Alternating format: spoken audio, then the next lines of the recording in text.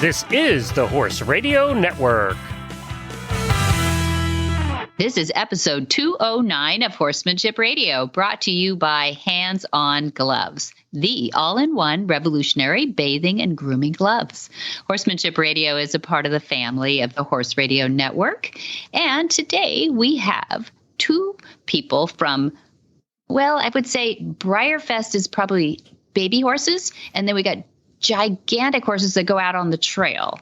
So we've got Sharon Jantzen and we've got Stephanie Macejko from Breyerfest.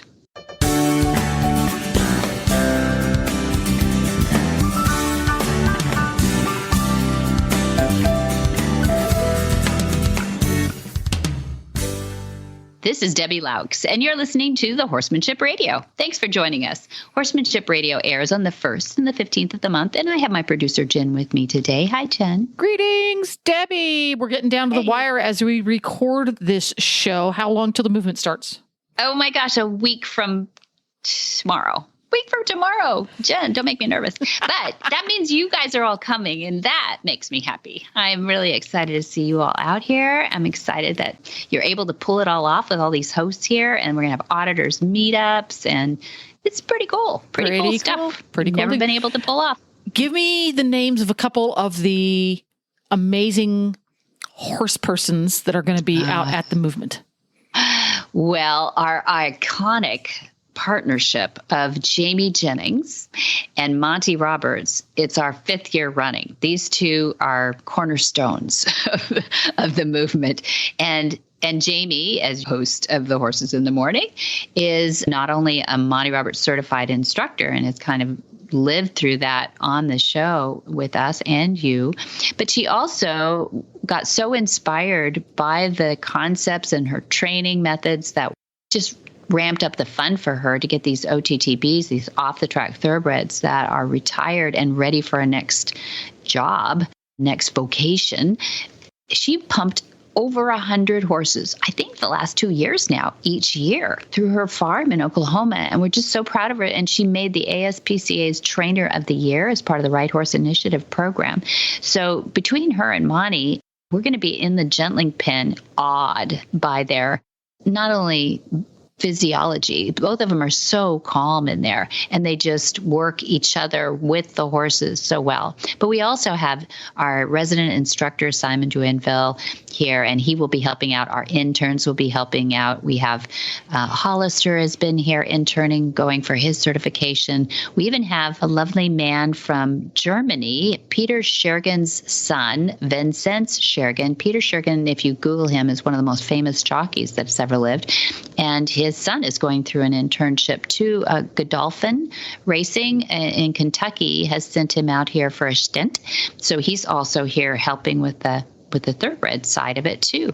So we've got those two guys are iconic, Monty and Jamie. And then, of course, we've got presenters like Helena Harris. Everybody knows Stall and Stable Helena Harris for her education, for her design abilities, and for her health benefits that for her horses. This year's, the place is called Flag is Up Farms, but we have the movement here. It's almost becoming a part of the theme at the farm now, because movement is not only about, it's a double entendre, isn't it? It's about movement away from violence and training and just better, more efficient ways to train horses, which are peaceful and gentle. But it's also about movement on their feet. Horses literally move more in the kind of stabling that we're coming up with. It's movement stabling, and it's smart because we're using computers that are feeding machines to keep horses moving around, mulling around. And so we're going to be introducing a lot of these ideas that have been 20 years over in Europe, but not here. There's thousands, tens of thousands of machines in Europe that are feeding machines that get horses, they're equine, behaviorally designed to get horses moving around and in and out of their stables. But there's about 3 in the United States, which is not very many. So we're going to double that. That's interesting. Mm-hmm. Yeah. And I said, where else are they? And he said, well, they're sprinkled throughout Europe and everything too. And there's one in Japan. And I went, there's one in Japan. Why is that? And he said, well, it was a German lady who moved and she wouldn't be without her machine. So she took one to Japan with her. Well, there's going to be all kinds of really interesting, unique stuff coming up. Are you going to be offering any audio or video of it that people can sign up for after the fact this year? Yes, we did that. We started that pretty early on. I think we've videoed every single one of them. It became super important on our COVID year on 2020, didn't it? We went live streaming, but we filmed that as well. So yes, we have a Vimeo that is put up shortly after the event wraps up. We just have to edit it and put it back up there on Vimeo. If somebody can't make it to California but wants to partake, how do they make sure they can get that video feed? Where do they go? Thank you. If you go to montyroberts.com and look at the tabs on the top, there's the movement. And that's one of the top tabs over there by Adopt, which is part of our Mustang and Transition Horse program. But under the movement, it's a drop down. You'll see the Movement 2022, that's about us now, and then past events. And if you click on past events, you'll see. Okay, so past events won't be there till the movement is over, right? Yeah. Yep. Okay. Yep. You're going to have to talk to your friends that went first and find out what happened. And then you'll wait for the video to get up. So Janine is a very hardworking videographer who does all our uni lessons as well, does all our filming, and she will be filming and editing it. So if you're here, say hi to Janine and Wayne, her husband. And if they're sparring back and forth a little bit, they're husband and wife. So there you go. You'll recognize they're wonderful. They're creative. They're amazing people. And they work hard to get that back out there as quickly as possible. Cool. Well, we're going to get right to our guests after we hear a little bit from our title sponsor, Hands On Gloves.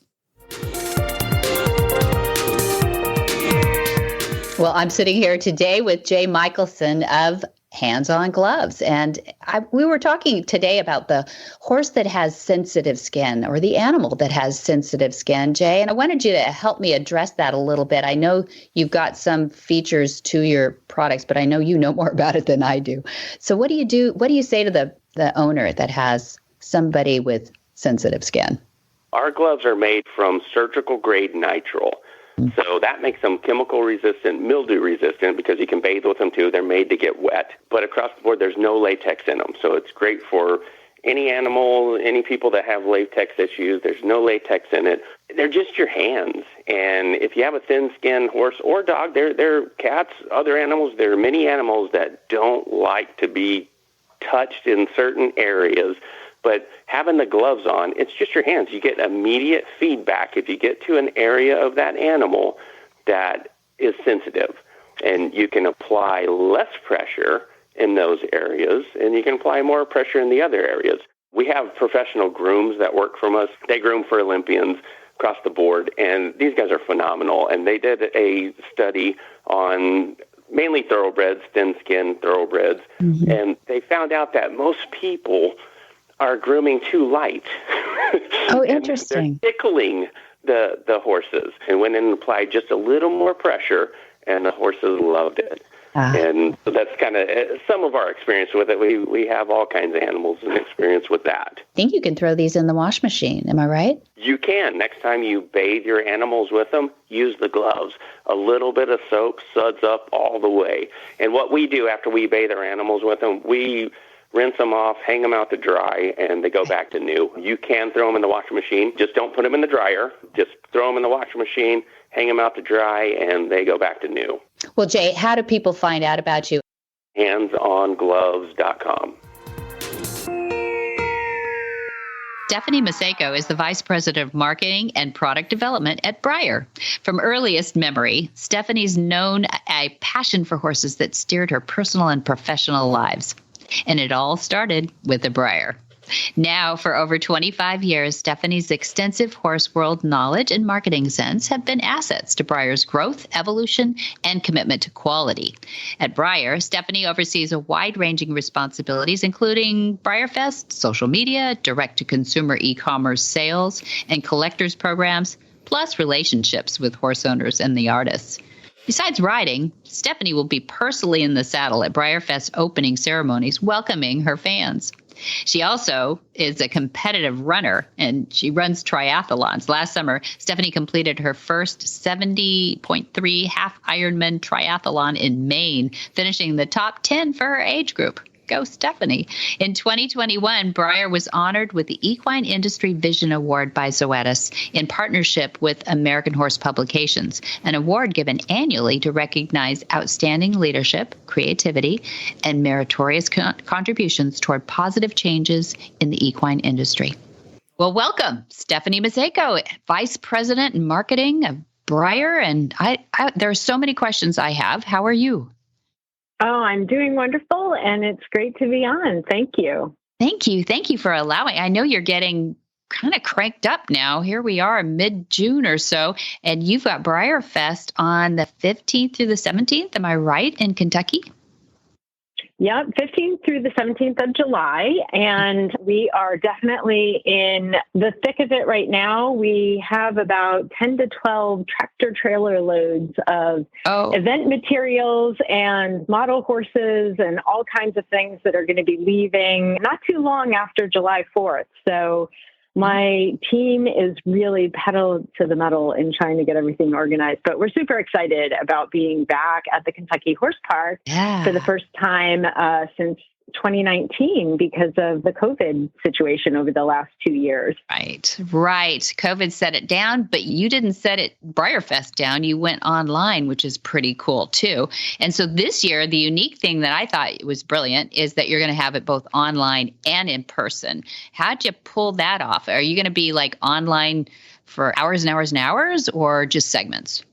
No, what we're doing is, so when we had to pivot it was actually about March, beginning of April of 2020, when COVID first started, we said, okay, how can we take all the great elements of Breyerfest, all the introduction of the different horse breeds and the horses that we've made models of, and workshops and seminars on everything from painting model horses to making miniature tack and all of those things.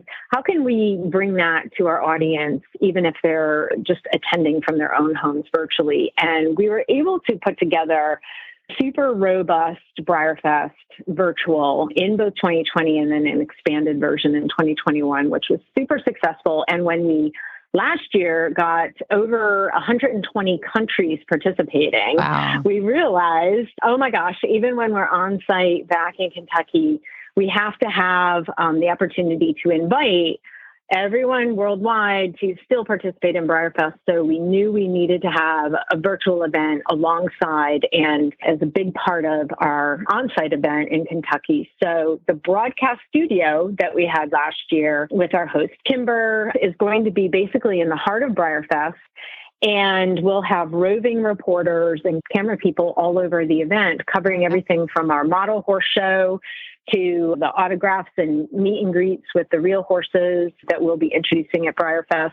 We'll also have coverage of our live auction. And then we have an evening spectacular featuring Sylvia Zerbini. And all of that will be something that if you're not able to make it to Kentucky, you can still buy a ticket to our virtual event and still feel like you're a part of everything that's happening in Kentucky this year. That is so cool. So before we get off, I want to find out, how do we do that? How do we go online and get that? Now, everybody go get a pencil, because you're going to have to write this stuff down.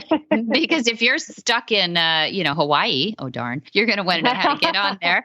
And I don't want to have Sylvia Zerbini did an event here too at Flagstaff Farms. We're in Solvang, California, so long way from Kentucky. She gets around, and she did a beautiful job. She's so kind to her horses. They love her. So people need to get there and see her in person if you're anywhere near Kentucky, which could be Florida or California. Get there. So it's going to be fun. I'm so jacked about what you guys have done over, how long you're 33 years? For Breyerfest, it's 33 years. For Breyer model horses, it is, I think we're in our 73rd year. Yes. So it is really amazing. Breyer started, 72nd, that's right, because Breyer started in 1950. And so what's really cool about Breyerfest is we get lots of families that come. whether they're there because, oh my gosh, we want to be there for the Breyer models, or, oh my gosh, we want to be there for all the equine entertainment, or, oh my gosh, we want to be there because the Kentucky Horse Park is beautiful and we want to have a day with our family in the country. It's been the perfect location, and we get lots of generations of families who, like moms or even grandparents who had Breyer as a kid from the 50s, 60s, and 70s, now sharing it with their kids and grandkids. And so it's a real hands-on with horses family type festival. So it's something where if you just have an interest in animals, or especially a love of horses, you're going to have a great time. Because you have so many things going on. How could you miss anything with horse in the name? So did you go to Breyerfest when you were a kid? Funny enough, I was graduating college the first year Breyerfest was held. And my friend Tanya and I actually did go to Kentucky and attended that very first Breyerfest. And it was really, really fun. Yeah, was it? Was it as fun as you expected? Did it blow your mind? Well, it was, it was very interesting because it was very, relatively speaking now, certainly very small. There were maybe 500-600 people total over the course of, I think it was 2 days, maybe. There were some workshops for model horse related things like making miniature tack, as I mentioned, or model horse showing. I believe there was an auction that year. And there was a celebration horse, but the horse wasn't actually there. That was Bruce Davidson's Dr. Peaches. And so there were all these different little activities and things that was really interesting to see and really fun. And at that time, actually, that was held during the summer. And then I eventually ended up working for the American Horse Shows Association in New York City in their marketing and PR department. And funny enough, Breyer I believe it was 1991, the second year of Breyerfest, became a sponsor of the Junior Equestrian of the Year Award at AHSA. And I got to attend Breyerfest then on behalf of AHSA and the sponsorship. So my history with the event does go back to the very beginning. And when I joined Breyer after working at the HSA for several years and whatnot, there was an opportunity for an editor of Just About Horses magazine, which is the Breyer publication. And I applied for the position and came on board here. And within my first 6 months of working on the magazine, suddenly I was in charge of Breyerfest as well, which was a surprise. But it was really kind of fun. And so for my first guest at the time, this was in the 90s, I tracked down John Lyons, and we were able to have his famous Appaloosa Brightsip be our Breyerfest model that particular year. So it was really fun. But yeah, my personal history does go back a pretty long time with Breyerfest. Yeah, to your credit, it's really grown, and it's really become such a, now international force to be reckoned with, which is really fun. But certainly it's just on the tip of the tongue of anybody who knows what Breyer is. And as you said, it's been around for 70 years too. So let's get into the theme a little bit and what people will see when they get there too. So what's the theme this year? Prost, which means cheers in German. So every year we've done everything from a Denim and Diamonds theme to a Hollywood Heroes theme to Horse Heroes, Off to the Races. We've done so many different types of themes, but we've also done several countries like British Invasion and Viva la France and whatnot. So we this year decided to go with the German theme because, of course, there are some fabulous German warm bloods and the Black Forest horse, which is a really unique German breed. And our celebration horse this year is actually a German riding pony.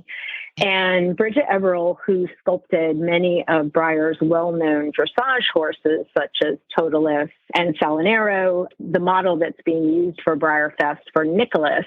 Yeah. So we're really excited because it's a debut of a new sculpture, and it's a German riding pony. And Lauren Chumley, who trains him, she is just really great to work with. She also rides Avatar's Jazzman, who's a Morgan that's coming to Breyerfest and is a Breyer model. So she's worked with a lot of these breeds that are a bit on the smaller side, but super athletic and really fun to work with.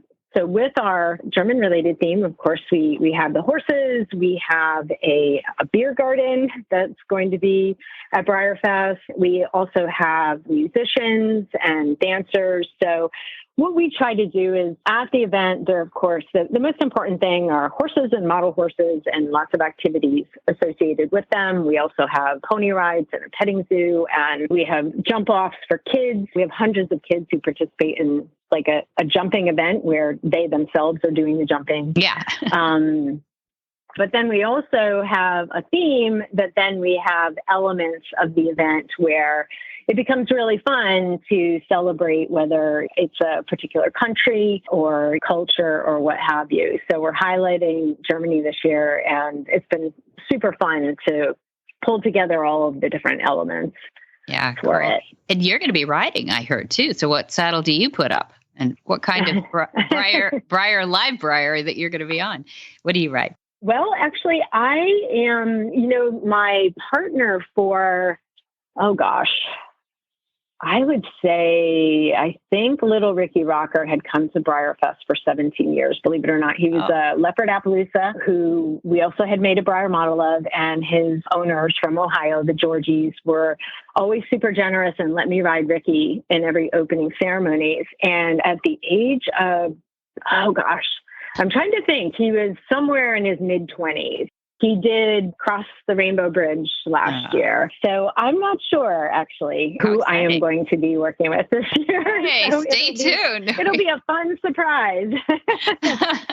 Well, we're excited. We've got one little interaction that you and I have been working on, too, is we're having an event here in a week here. We're actually June 17 and 18, and it's called The Movement. It's our 5th annual. So we got a ways to catch up with, but we're proud of our 5th annual, and we'll have kind of representation from 3 Breyer horses here, because we will have Checkers live and in person here, who's Mark Bollander's mountain trail champion. They've won 3 world championships. And so he's going to be, I think he's going to bring some Breyer checkers too, because we're going to have a little silent auction.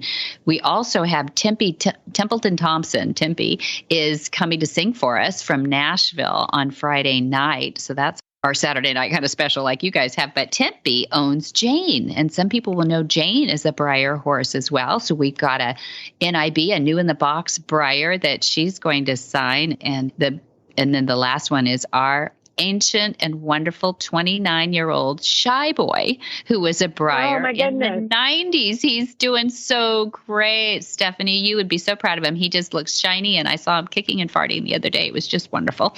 Yeah, he still loves everybody and all the attention. So we have got a Breyer of his as well, and Dad will sign that for him, of course, Monty.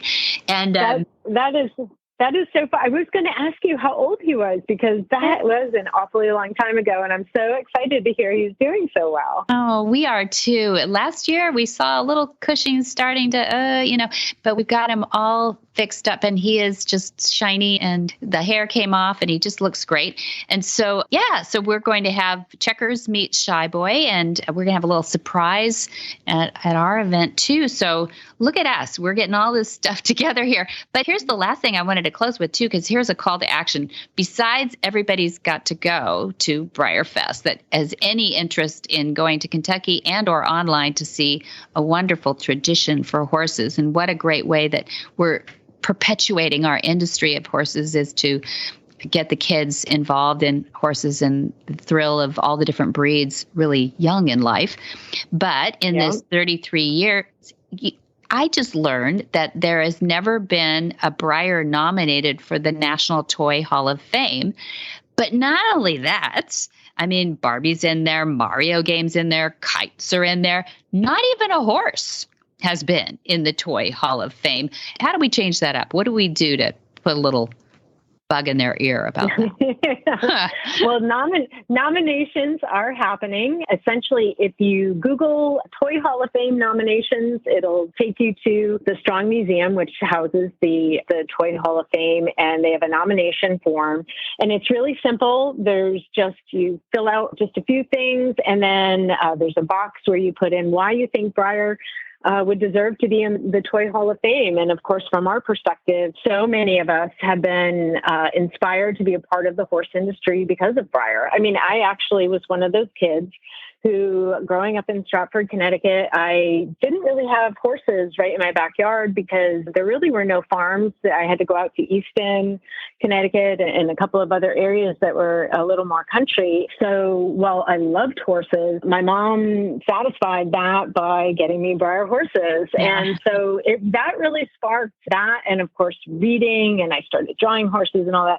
My love for the industry and drove me to go to college for an equine science degree and then intern at the American Horses Association and lead me to where I am today. And my story is not uncommon to be inspired by what I feel Breyer teaches, which is all the different cultures that develop these different breeds and all of the tack and saddlery and the uses of the horses and all of these fun and great things. And of course, just celebrating the spirit of the horse and the relationships that we have with these magnificent animals. And so nominating for the Toy Hall of Fame, I just feel Breyer should be represented on behalf of the horse industry. And the fact that these horses have been an important toy for so many of us and almost kind of a rite of passage for girls.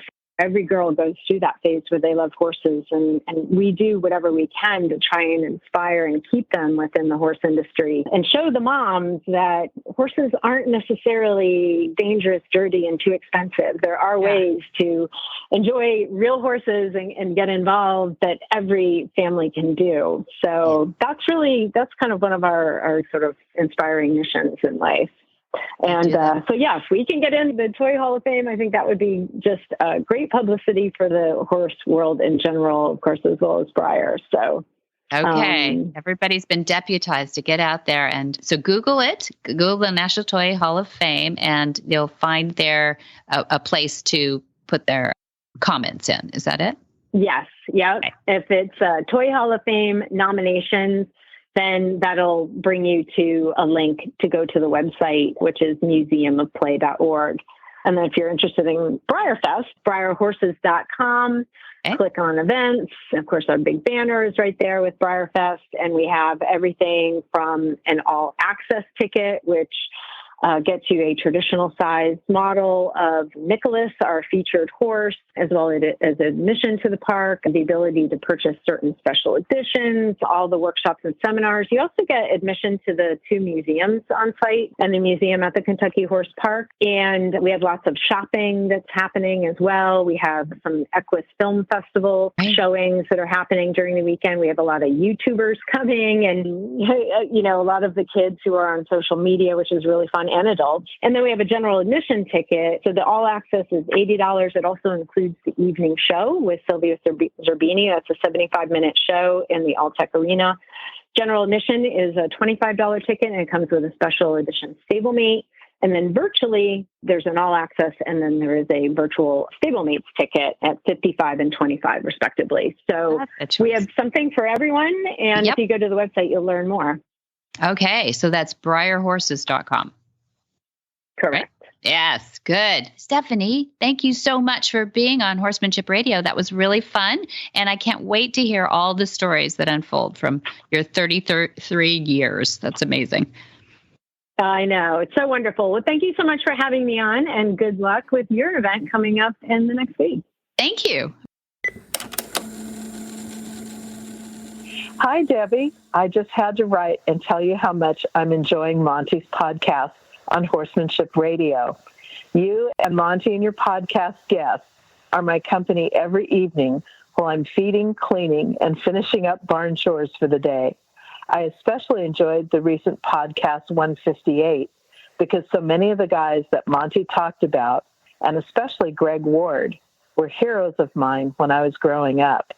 It was really fun to be a fly on the wall listening to Monty recount all those stories. And I also enjoyed his discussion with Tanya Johnston about the deer and Thigmotaxis. Thanks for all the great information you and your dad are spreading throughout the world. And thanks for making the time doing my barn chores no chore at all. All the best, Nan Meek. Sharon Jantzen has called San Luis Obispo County her home since attending Cal Poly San Luis Obispo and graduating with a degree in ag business management. Her riding experience started in the Pony Club with a little hunter jumper thrown in, branched out into eventing, and then to dressage. All of this was done mostly on the back of a Connemara. She also has shown Arabians in dressage and is now enjoying applying dressage principles to a Rocky Mountain horse. Sharon has explored many trail rides throughout the county and continues to get out and relish the wonder of San Luis Obispo County. Well, welcome, Sharon Jantzen. I'm so glad to have you on Horsemanship Radio. We've never had you on yet, but you and I have been sort of related to trail and horses for several years now. How are you? I'm doing great, and it's a pleasure to be with you today, Debbie. It's my pleasure to get some great facts and figures from you because you are the central, I think, I'm going to name you anyway, the expert in the Central Coast of California for trail riding and a lot of things actually about the person who owns a horse and maybe a couple of acres. I've learned from you so many different things, from you taking up horseback archery, and you take us through your evolution. You have a wonderful, I guess you would call it an e-newsletter, because I don't know that you print it. It's all online, right? Correct. Yeah. Yeah, called Slow Horse News, which I love the double entendre. It's San Luis Obispo, which is slow. Correct. San Luis Obispo Horse News. So it's everything San Luis Obispo County, but honestly, I'm in Santa Barbara County, and I know a few people in Ventura County who might know you as well. So you really do get them down the coast, don't you? Yes. And I also get people from actually all over the United States and the world. I had someone recently contact me who's in West Virginia. So it's San Luis Obispo County and beyond. But I would say the majority of my audience they are San Luis Obispo County residents, or those who are close enough to access the trails and whatnot here. So that makes perfect sense. Yeah, because you've really crisscrossed the trails. So you have a guide, and that's one of the things I wanted to talk about too today, which there's groups and groups of girlfriends who love to throw a few horses in a trailer and go find some amazing sites. And I would love to have you describe every one of them, because there's some spectacular beach to mountaintop kind of experiences around here. But we're so happy that you put a guide together that gives us a lot of information. Tell us a little bit about that. Did you do that sort of as self-defense because people kept asking you, or what did you do?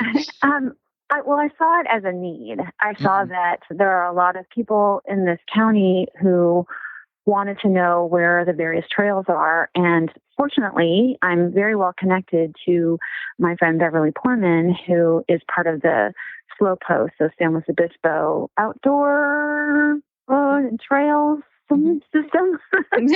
Anyhow, she's been my guide really on where to go on horse trails, and is in many of my pictures, of course.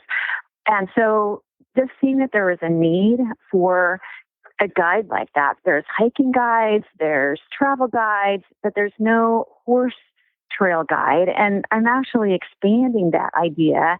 And I'm in the process of developing what I'm calling itineraries, where someone who wants to come into the area and know where to stay, know where the horse can stay on short-term basis, know who the vets are, know who the farriers are, have access to emergency numbers, feed stores, tax stores, things like that. So they could know they could come to this county and have the information that they need to have the best horse vacation possible. And so I've broken it up into South County and then San Luis Obispo and the coast, which would be San Luis Obispo plus Montana de Oro and Morro Bay. And then there's the North County, where you're going to have your vineyard riding, and there's just a lot of great places up there, the riverbed. So the itineraries are broken up into 3 different sections, and it also enables San Luis Obispo residents to decide, well, I want to spend a weekend in North County, or I want to spend a weekend in South County, or I want to spend a weekend on the coast.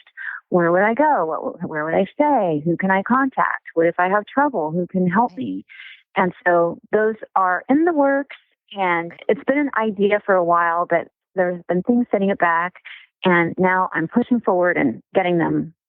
I have all the information. I'm just getting it all written up. So fantastic. Those are coming. Yeah, your son got married. Congratulations. So I know that we follow you through the social medias. And now that you've got that past you can get to work on this. It sounds so much fun. And it's a great inspiration for other areas. If you're listening to this from Vermont or something, you might just look into see. And we do have a lot of people come out here, even with their horses, as a destination spot. So I'm sure that's super helpful. Another thing that I wanted to talk to you about is because you're such a horse girl, and we read your introduction as Rocky Mountain horses and Connemaras and steer horses.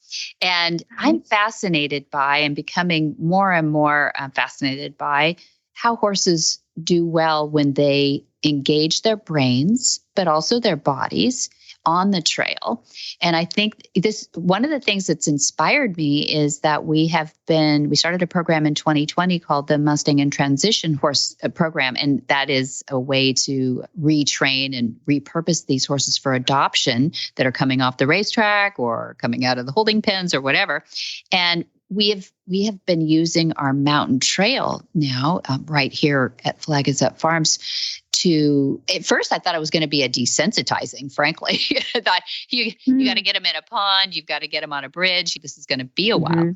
But it turned out that they are so engaged that they go out there excited. But pretty soon they kind of knuckle down and they get fascinated by the obstacles, I guess. And these are horses that are out in the pasture. I'm not talking about stalled horses that don't get out at all. I'm talking about that's the first thing we do is turn them out in the pasture to be a horse. So I would love to hear about your experiences about watching horses become horses again when they get out on the trails. Yeah. So I grew up in Palos Verdes, and just to get to the arena, we had to ride the trails. And Palos Verdes is a hill, similar, not to the Central Coast, where there's not a lot of flat land. And so our horses, just to get to the arena, had to go down a really steep hill and then, of course, come back up that on the way home. And so trail riding was just a part of life. And I rode an hour to Pony Club, had a 2-hour Pony Club lesson, and rode an hour home every Saturday, gleefully doing that. And so coming here to the Central Coast and seeing all the variety of trails that we have, and you're right, there's ocean trails, there are vista trails, there are more backcountry type trails, there are vineyard riding. There's such a variety of things. But I do find, I also come from a background that had more disciplined arena work, and the horses, they need that break. They need that mental break to be out of an arena and to learn to use their bodies in uneven ground, on going up and down hills, and it does refresh their mind. And I'm 2 horses right now. One is the Rocky Mountain, and she's basically a trail horse, but I do ride her in the arena, and then we do get out. And she's the things that I'm applying in the arena, her gating, her aids, the way she responds to me, it's all enhanced outside on the beach, on the trail. And so you can apply those lessons on the trail, but it's in a fresh, new way, in a way where the horse has to also be thinking about the environment that they're in and not get worried about this or that. And that's part of your horsemanship, where they learn to trust you, that yes, you can go forward. Yes, you can go over this log. Yes, you can go into this water. Yes, you can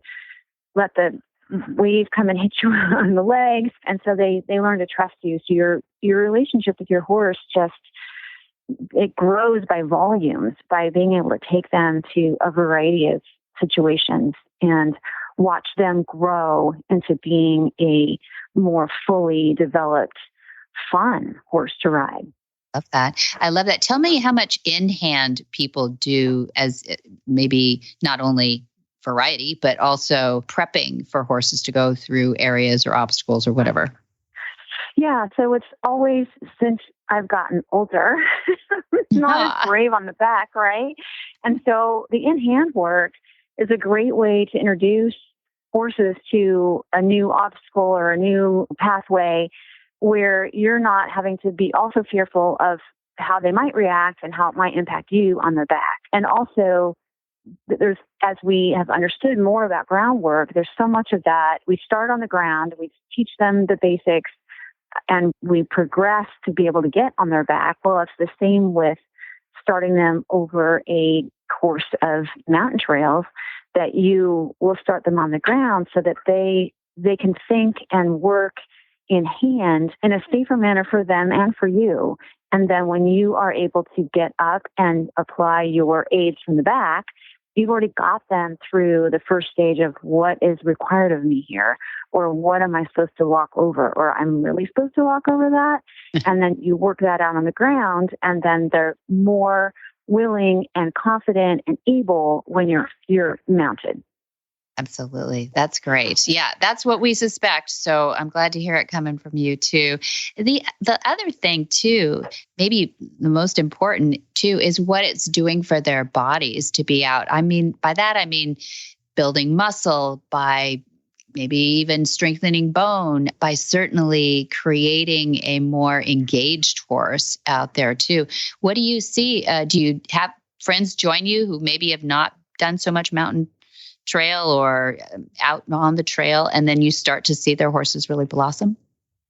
Yeah, well, I can use my little filly as an example. She's just started under saddle, and she's been going since, I guess, January, February, where we've been riding her regularly. And I have a younger guy doing the dirty work where there might be an issue, because she did buck me off in August.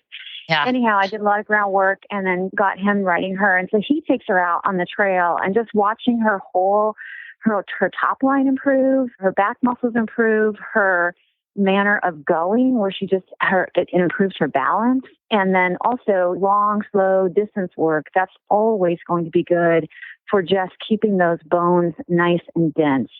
And I also come from a combined training 3D eventing type background. So I spent a lot of time with my competition horse I had in college. It was also a Connemara. We had to schedule in our conditioning days. And so that was all done out actually in Morro Bay when the houses weren't there. But I would do interval training where there would be a build up, and then you would have like 8 minutes of a canter, and then you'd go back down and do 7 minutes of a trot, and then you'd walk, and then you'd build it back up again. So you were encouraging the body to get pushed but not stressed, and then come down to relax and regroup, and then push it again. And then that was the least stressful way to condition a horse to be able to gallop over the cross-country course and over the big fences. And so that same concept happens just in basic trail riding. The long, slow distance work, the getting them to pick up their feet, going over logs, going through the water. That's swimming is a great exercise for them. Yeah. So all those things, the balancing, the muscle building, the brain development, and people have responded really well to the story we did on the mountain trail horse. And this is a new up and coming idea that you can actually have an arena and have these obstacle courses planned out, and use it as training, use it as just a way of getting outside. It's just another focus, and the benefit people are starting to recognize as being really a great benefit. Yeah, I think so too. I don't know if it's just our aging horseback riding demographic. I don't think it is, though. I think it's just us getting wiser. Actually, I think in some ways it's us challenging ourselves to not just be a trail rider. In other words, it's not selfishly just for us to get out while the horse moves your body around. It's actually kind of a challenge and exciting, and for our horses too. Yes. And when we as riders are engaged in the moment, and as you know, as you're riding, you can be riding down the trail and thinking of other things, but when you are really concentrating on communicating with your horse and getting it to go over obstacles or a new training thing or whatever it is, that's all you're able to focus on. You're right in the moment. And that also brings just harmony, and it helps our own psyche when we can just block out the world, block out our issues, and just focus right on the moment at hand. And so the mountain trail course is another way of riders experiencing that, just being so focused on the moment that all their other cares are just gone. Yeah, absolutely. That's why we do call it therapy, right? But last thing, just because you've got so much depth, and this is maybe just off the top of your head, what's one do on the trail and what's one don't? Maybe start with the don't. What's the don't and the do? You have to be courteous of if you're riding with others or if you're coming up to other riders. Just be aware of how your horse is impacting others. So if you're needing to trot or canter by, you're going to, that energy of your horse, because horses are herd animals and they don't want to get left behind, that energy can really wreck somebody else's day. Mm-hmm. And so you don't want to be running past them, or even if you're in a group and your horse is going faster, that you're always going up against that horse in front of you, or you have this big space and you're leaving horses behind. So just being aware of your spacing and how your horse's energy is impacting those horses around it. That's good. So that would be a don't do that. And probably the best one would be make sure your horse is in condition. And of course that takes going out on the trail, but you wouldn't want to tackle something like the Pismo Preserve, although it's a beautiful ride. It's all hills. And so if your horse is not fit, then that's not going to be good or enjoyable for the horse or for yourself. And so make sure that your horse is fit, taking on slower, longer, less variable grade trails to start with, and then build up so that you can do things like the Pismo Preserve. That's brilliant. Yeah, that's so good. And people can just imagine what that looks like. It's a lot of hills and a beautiful vista and a beautiful scene. Yeah, that's wonderful. Thank you, Sharon Jantzen, for being on Horsemanship Radio and giving us so much good background. We'd love to have you on again. Well, Debbie, it was my pleasure to be here, and I've enjoyed my day. Whisper the language of the herd. Listen, you don't have to say a word. It's time for Jamie Jennings to fetch an email from Monty Roberts' inbox and share a morsel of Monty's wisdom in a little segment we like to call Ask Monty. Leave this world a better place than mine. There's magic in the language of the herd. Dear Monty, what do you do with a mare that pins her ears back when you feed her? Monty's answer. This is a phenomenon that is best described as territorial. Horses, like many other species, tend to protect their food. It is a response of survival. Horses that become aggressive in the stable at feeding time should never be fed this way. Instead, one should take the horse away from the stable, put the feed in the stall, and then return the horse to his or her box stall or corral with the feed already in place. Once the horse is in the stable and eating, one should respect the animal by leaving it alone. If you follow this recommendation for a sustained period of time, it is likely that this undesirable behavior will subside. If you continue bringing the feed to the animal's quarters, this aggressive behavior could escalate to a level that is extremely dangerous.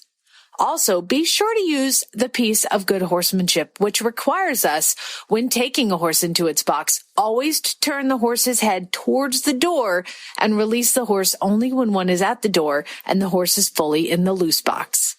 Monty is looking forward to meeting some new friends, two-legged and four-legged.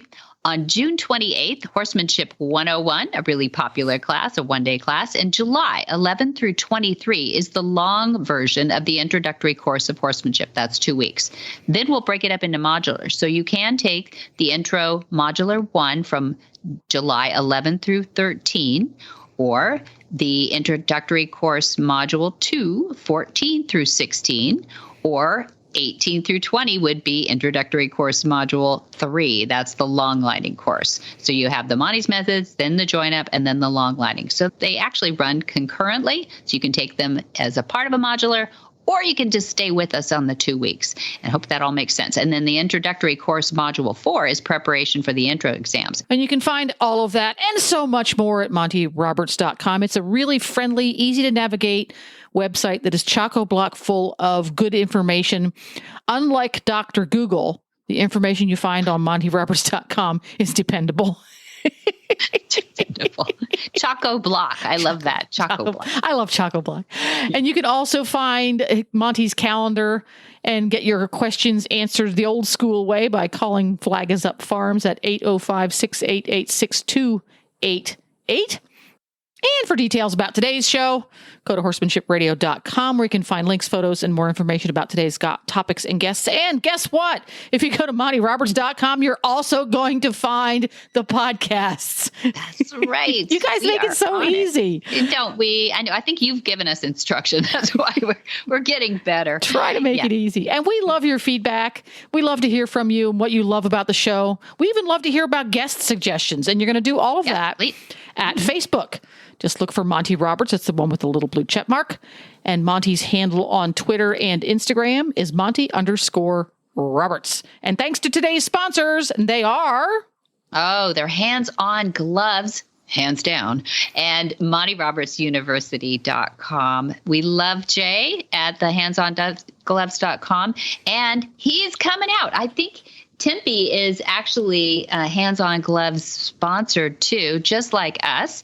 And so if you're coming to the movement and listening to this, please come and shake their hands and say thank you for the Hands-On Gloves, because there might be some glove giveaways coming up, but I'm not going to spoil any surprises. Be sure to visit all the other great shows on the Horse Radio Network too at www.horseradionetwork.com. Until next time, have many happy horse hours.